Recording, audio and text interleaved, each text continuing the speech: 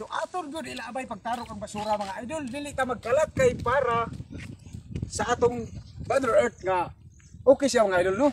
Oh. Ani karon padayon gyapon ang atong kuan mga idol. Ato sa unahan.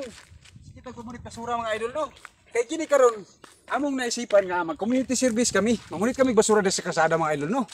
Okay.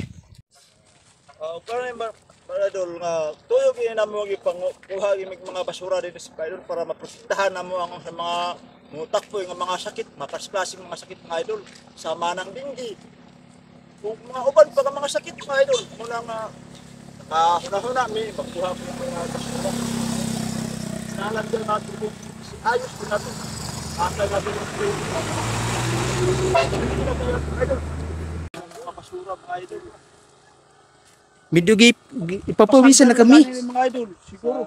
Mao siguro ning panahon nga mo nan makahilat ta. Kay tungod kadagan sa mga basura at kalat sa kalsada. Right. Panatilihin natin malinis yung ating community mga idol no. Para sa ating kaligtasan na. Para rin sa ating Mother Earth mga idol. Para sa mga kayuhan ba mga idol. Ito yung napulot natin na basura mga idol no. Kani sa pulan mga idol.